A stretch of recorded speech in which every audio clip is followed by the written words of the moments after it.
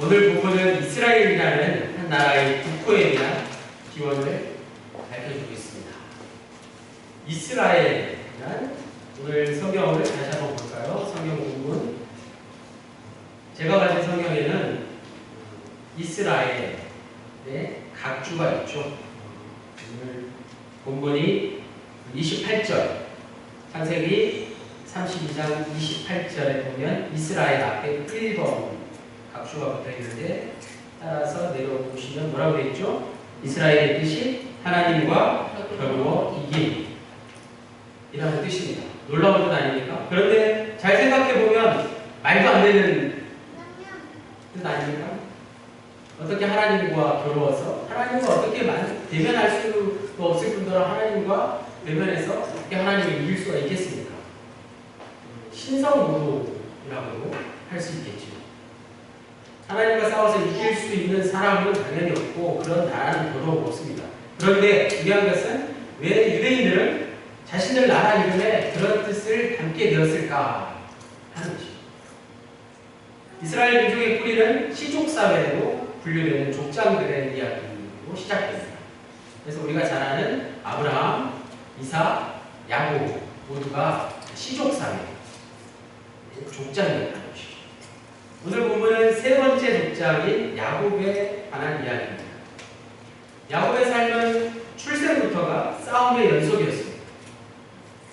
자신보다 조금 일찍 태어난 그 쌍둥이 형 에서의 발꿈치를 붙들고 태어났던 것이죠. 그래서 장자의 축복을 누리지 못한다는 생각에 야곱이 성장하면서 그런 열등감이 얼마나 컸겠습니까?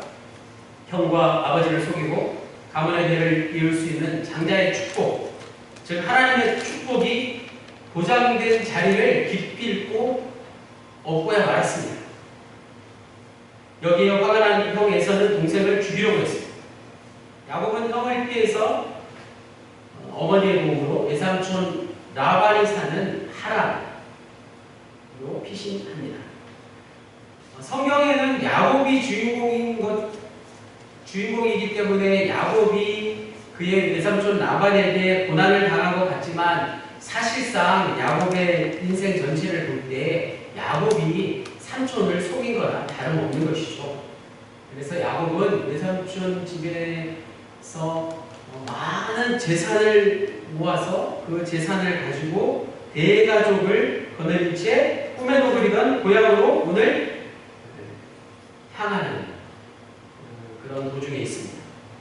그런데 단 한 가지 자신의 형 에서가 마음에 걸리지 않을 수 없었겠죠. 왜냐하면 형에게 몹쓸 짓을 했기 때문에 형이 혹시나 자신을 여전히 용서하지 못하고 헤아려 하지 않을까 하는 마음 때문에 있습니다.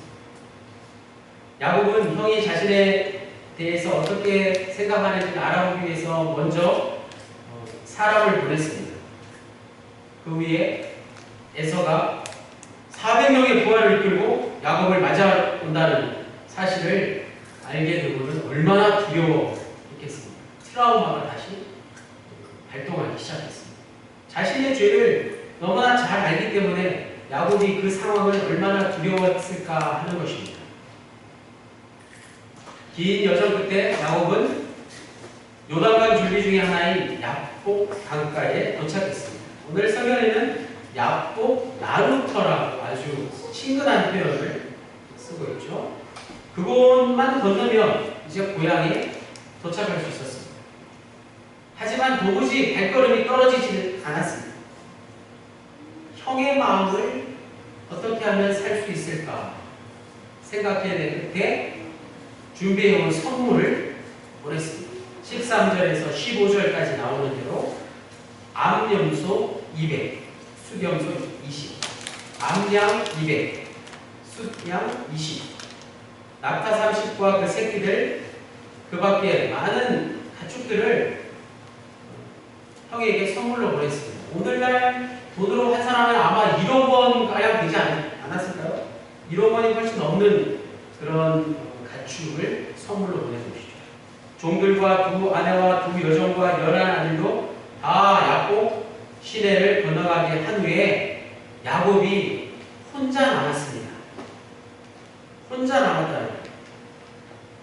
야곱은 홀로 남았더니 어떤 사람이 날이 새도록 야곱과 씨름했다. 오늘 24절에 그렇게 말씀하고 있습니다.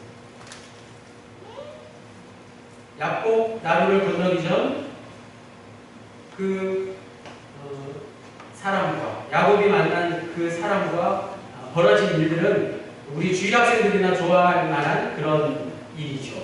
야곱이 어떤 사람과 씨름을 벌였다는 동화와 같은 이야기입니다. 그런데 가만 생각해 보니까 지금 야곱이 한가하게 어떤 이와 낯선 사람과 씨름을 할 때인가 하는 말이에요.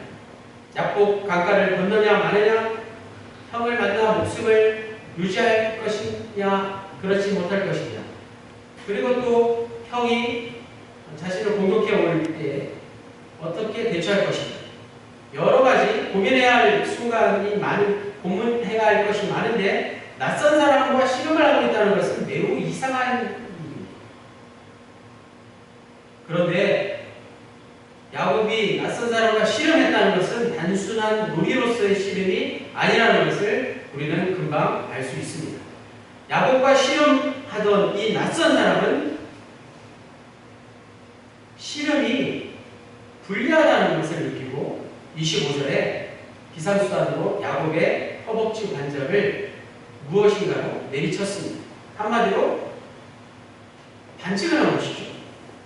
그래도 야곱은 밤이 새도록 이 사람과의 씨름을 포기하지 않았습니다.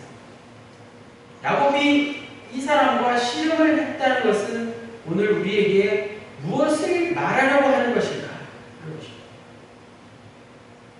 그렇게 밤이 지나고 급기야 날이 새려고 했습니다. 26절, 이 낯선 사람은 야곱에게 날이 새려고 하니 나를 가게 하라 이렇게 말하고 있습니다. 이 이야기 역시 마치 옛날 이야기에 나오는 그런 이야기죠. 마치 아이들이 좋아하는 귀신 이야기 같지 않습니까? 귀신들은 주로 날이 새면 도망치지 않습니까? 기본적으로 성서에 나올 것 같지 않은 그런 이야기인데 창세기 기자는 유대인들은 이 이야기를 성서에 그대로 기록하고 이 사실을 그대로 받아들이고 있다는 것입니다. 그 이유가 무엇일까? 고대인들에게 익숙한 이런 이야기를 통해서 자신들의 정체성을 확보할 수 있었기 때문이라는 것이죠.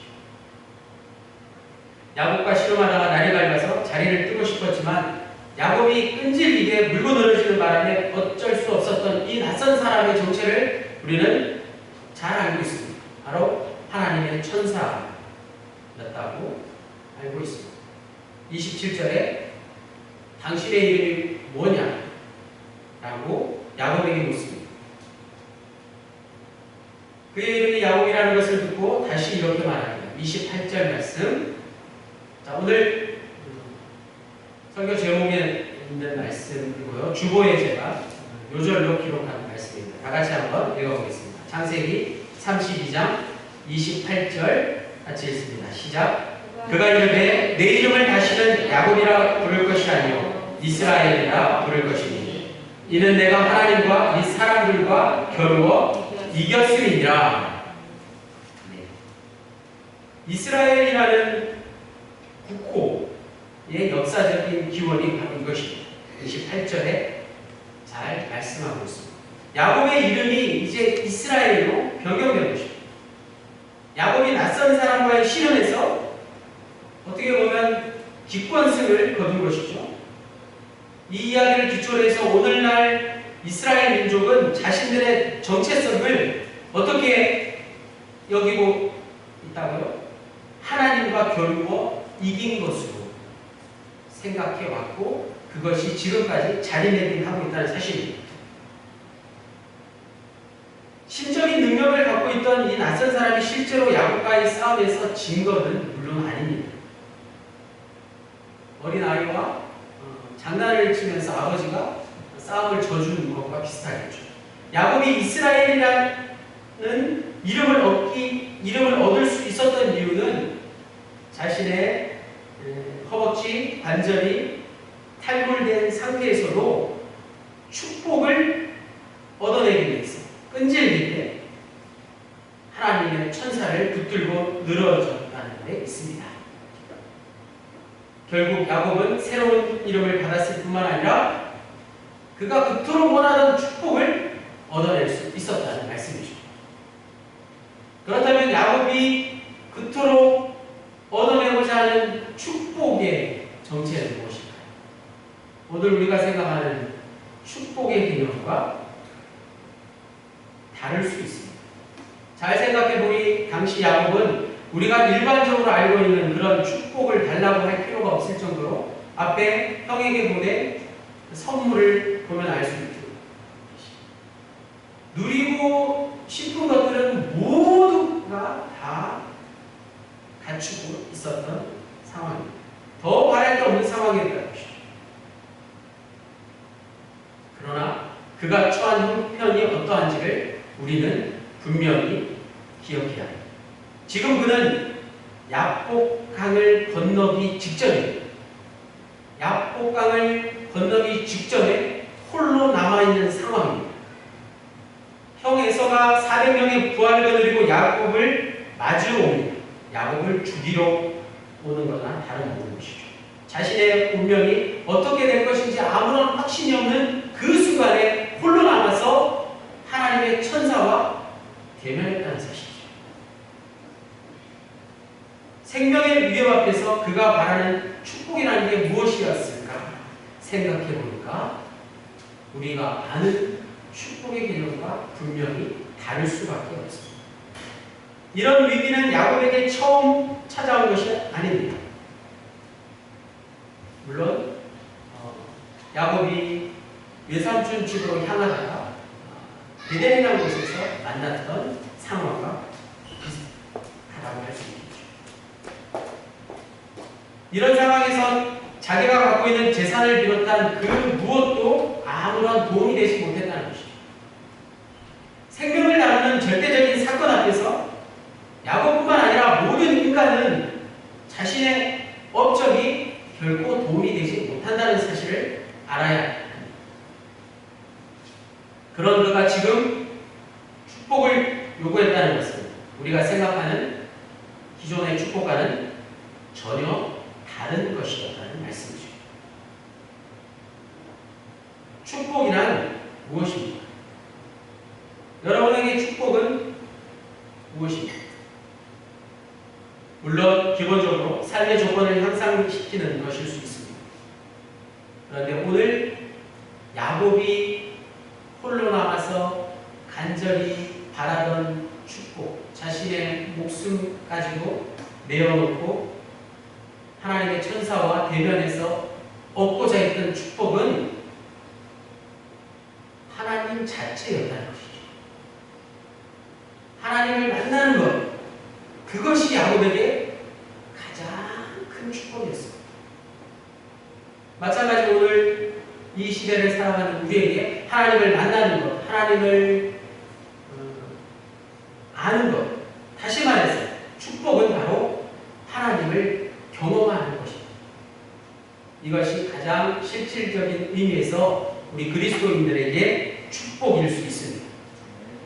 그 외의 것을 축복이라고 하기에는 너무나도 형편에 따라서 그 가치와 의미가 달라진다는 사실입니다.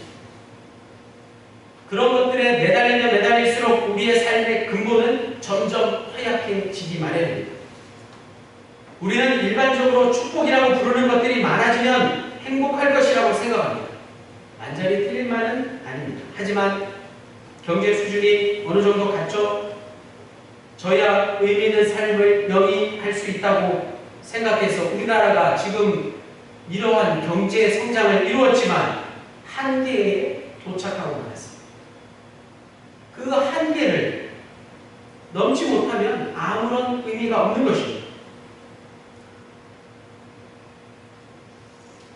예를 들어 티베트 사람들의 생활 수준에 비해서 지금 대한민국의 생활 수준은 너무나도 높습니다.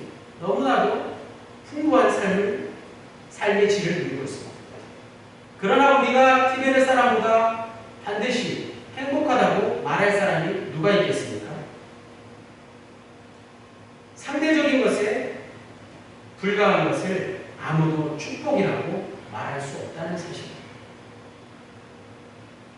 특히 오늘 본문에 나오는 대로 야곱 나루토에서 야곱처럼 삶과 죽음의 경계에 있는 사람에게는 돈이나 재산 따위는 아무런 의미가 없습니다. 하나님만이 축복의 근원이라는 것을 야곱은 깨닫게 된 것입니다. 야곱은 그 축복을 천사와의 실험에서 얻어내었습니다. 그래서 그곳 이름을 브니엘이라고 명했습니다. 자신이 하나님의 축복을 얻어낸 장소를 분명히 기억하기 위해서 브니엘이라고 명한 것이죠. 30절 말씀. 그러므로 야곱이 그곳 이름을 브니엘이라 하였습니다. 그가 이르기를 내가 하나님과 대면하여 보았으나 내 생명이 보존되었다 함이더라. 아멘. 마찬가지 제가 가진 성경 30절 말씀 따라 내려오면 브니엘의 뜻이 잘 설명되어 있습니다. 하나님의 얼굴이라는 뜻이죠. 야곱의 새로운 이름인 이스라엘이나 그 이름을 받은 장소인 브니엘이나 모두 하나님을 만났다, 하나님을 경험했다라는 점에서 서로 동일한 의미입니다. 엘자가 하나님을 뜻하죠. 이스라엘, 브니엘. 하나님 경험이 야곱에게 가장 큰 축복이었다는 뜻이죠. 야곱뿐만 아니라 하나님을 믿는 우리 모두가 거기에 동의하는 사람들 아니겠습니까? 앞서 말씀드린 대로 야곱은 이미 창세기 28장에서 훨씬 젊었을 때 하나님을 처음 경험한 적이 있었습니다.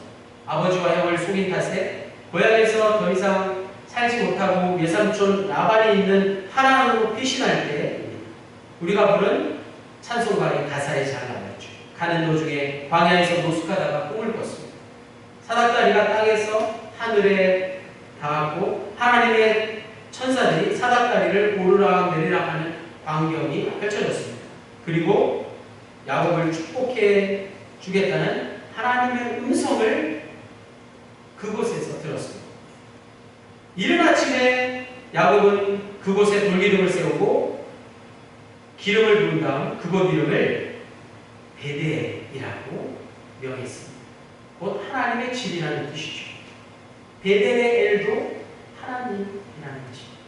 이제 상당한 세월이 흘러서 고향으로 돌아가는 길목에서 야곱은 그 베델에서 만났던 하나님을 다시 브니엘에서 만난 것입니다. 하나님을 경험한 것입니다. 잘 보십시오. 베델과 이스라엘과 브니엘 모두 하나님을 가리키는 히브리어 엘이라는 글자가 들어있다는 사실입니다. 이런 점에서 야곱의 하나님 이야기, 야곱의 하나님 경험 이야기는 이스라엘 민족의 정체성이 되기에 충분합니다. 오늘 말씀을 정리하면서 몇 가지 질문들을 하지 않을 수 없습니다. 첫째, 하나님 경험이라는 게 더 구체적으로 무슨 뜻일까 하는 것이죠. 두 번째, 하나님의 경험은 어떻게 하면 할 수 있을까? 어떻게 하면 가능할까? 하는 질문. 세 번째, 나는 하나님을 경험했을까? 하는 질문입니다. 이런 질문들이 바로 우리의 신앙의 본질이라는 말씀이죠. 우리의 신앙의 성숙에 이러한 질문의 답을 찾아야 한다는 말씀입니다. 우리가 기독교 신앙의 깊이로 더 들어가기 위해서는 이러한 질문들을 붙잡고 그 질문의 답을 찾아가야 한다는 사실입니다. 그때 그 대답이 여러분에게 주어질 것입니다. 중요한 건 그 대답을 설교자가 여러분에게 더 이상 가르쳐 드릴 수 없다는 것입니다. 오직 성령만이 우리의 생각과 영혼을 살아 숨쉬게 만들기 때문에 성령님의 도우심을 간구하시기 바랍니다. 설교자는 딱 답이 떨어지는 말씀을 드리지 못하지만 거기에 이르는 길을 안내해 드릴 수는 있습니다. 그 중에 하나가 바로 이런 것이죠. 야곱의 이야기를 다시 한번 잘 생각해 보십시오. 야곱이 하나님을 찾아간 것이 아니라 하나님이 야곱을 찾아오셨다는 사실. 하나님이 때로는 세미한 음성으로, 때로는 번개불처럼 큰 소리로, 때로는 바람 소리로, 때로는 큰 깨우침으로 여러분의 상황에 맞게 찾아오신다는 사실입니다. 때로는 점진적으로, 때로는 한순간에 우리를 찾아오시는 분이 성령님이십니다. 우리는 그 순간에 그를 인정하고 그를 맞이하면 되는 것입니다. 야복 나루토에서 어떤 낯선 사람과 씨름했던 야곱처럼 말입니다. 안타깝지만 대다수의 사람들이 그런 순간을 놓치고 살아갑니다. 설교 시간만 하나님의 음성을 듣는 게 결코 아닙니다. 삶의 현장에서 성령님께서 여러분 곁에 늘 계시다는 것을 놓치지 마십시오. 궁극적인 것은 사람이 발견하거나 창조해내는 게 아니라 그것 자체가 찾는 사람을 찾아온다는 사실입니다. 문화예술가들의 활동을 보면 잘 알 수 있습니다. 하물며 하나님은 오죽 우리를 직접 찾아오시지 않으시겠습니까? 나는 왜 그런 하나님을 만나지 못할까? 그 이유는 내가 하나님을 경험할 수 있는 영적인 눈이, 영적인 분별력이 아직 부족하기 때문입니다. 그런데 놀라운 것은 내가 부족하지만 하나님을 경험할 수 있는 새로운 길을 하나님께서 이미 오래전에, 2000년 전에 우리에게 열어주셨다는 사실이죠. 야곱 나루토의 경험만이 아니라 이스라엘 민족만이 아니라 온 세계 모든 사람들에게 하나님의 경험으로 확대된 사건이 바로 예수 그리스도의 십자가와 부활 사건 아니겠습니까? 하나님께서 인간의 역사 속으로 인류와 함께 하신다는 그 놀라운 사건을 분명히 기억할 수 있기를 바랍니다. 그러므로 오늘 말씀의 제목 야곱의 하나님은 야곱의 하나님 경험이라고 말할 수 있습니다. 저는 개인적으로 야곱의 하나님을 야곱의 하나님 경험이라고 그렇게 결론 지었습니다. 마찬가지로 오늘 우리의 하나님 경험이 될 수 있습니다. 우리가 그동안 많이 들어온 아브라함의 하나님, 이삭의 하나님, 야곱의 하나님, 이 모든 게 위대한 믿음의 조상들의 하나님 경험을 일컫는 말일 수 있다는 것이죠. 그렇다면 이제 나의 하나님 경험을 위해서 내가 할 수 있는 일이 무엇일까? 야곱처럼 홀로 남는 시간을 갖는 것일 수도 있습니다. 지금처럼 여러분처럼 예배의 자리에 나와서 예배에 집중하는 것이 될 수 있습니다. 또 어떤 분들은 기도원을 가시거나 어떤 집회에 가셔서 하나님을 만나고 하나님을 경험할 수도 있습니다. 중요한 것은 지금 내가 즐기고 있는 시간들이, 지금 내가 시간을 많이 들이고 있는 것들이 하나님 경험과는 전혀 상관없는 것들이라면 그것들을 어떻게 해야 할까요? 모두 내려놓고 하나님의 얼굴을 볼 수 있어야 한다는 것이죠. 하나님의 얼굴인 분이엘의 자리로 나아가야 한다는 말씀입니다. 이스라엘이라는 이름을 얻은 야곱은 야곱 나루토에서 하나님을 경험했습니다. 하나님을 만났습니다. 하나님은 그런 방식으로 이스라엘 민족의 역사 속에 자신을 드러내셨습니다.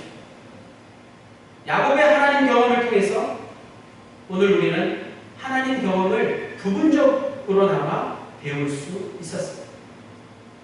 그러나 하나님은 야곱의 하나님 경험보다 훨씬 더 크고도 놀라운 하나님의 경험을 예수 그리스도를 통해서 온전히 드러내셨다는 사실입니다. 이 말은 예수 그리스도를 통해서 이제 우리는 하나님을 더 확실하게 경험할 수 있다는 말씀입니다. 죽은 자 가운데서 부활하신 예수 그리스도야말로 이스라엘, 즉 하나님과 겨루어 이기신 분 아니겠습니까?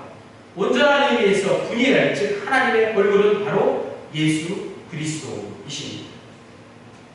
그 예수 그리스도를 믿음으로써 이제 우리도 똑같이 새 이스라엘 백성이 된 줄 믿습니다. 하나님의 경험이 날마다 충만하시기를 주님의 이름으로 간절히 축원합니다. 기도하시겠습니다. 하나님, 야곱이 목숨을 걸고 경험한 하나님이 곧 이스라엘의 하나님이라는 이 놀라운 운명 공동체 의식을 오늘 우리는 예수 그리스도를 통해서 다시 한번 온전히 누릴 수 있기 원합니다. 야곱의 하나님 경험과 같은 오늘 우리의 하나님 경험이 충만해지는 간절히 빌고 날 때에 예수 그리스도의 이름으로 기도하였습니다.